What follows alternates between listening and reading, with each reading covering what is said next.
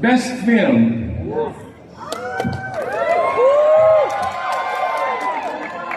Full-length feature. For pushing the boundaries of filmmaking, for its layered narrative, unraveling dark family secrets,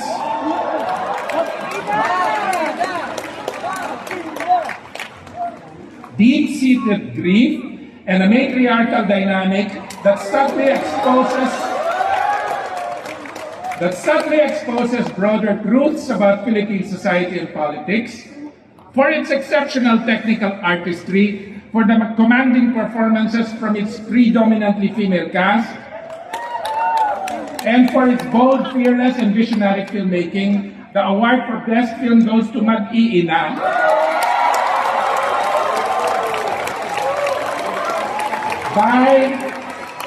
by Giancarlo Abrahan and Gualan Varela Luarca.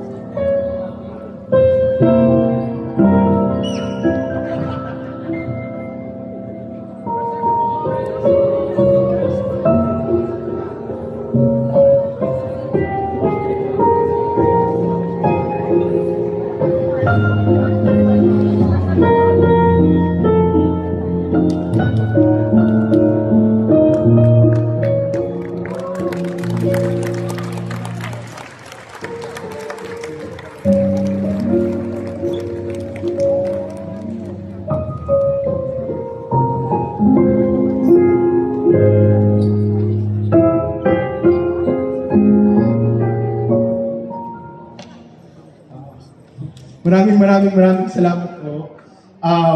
Wala na po akong prepared speech para dito.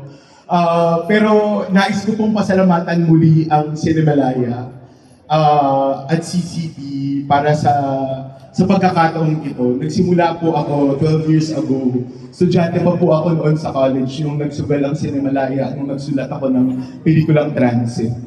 2013. Kaya po full circle moment sa akin na bumalik dito sa Cinemalaya. Maraming salamat po, Direk Luis. Maraming salamat po sa lagi ninyong pagsuporta sa mga filmmakers, no, sa pagsusulong ng pelikulang Pilipino. Nais ko pong pasalamatan muli, no, at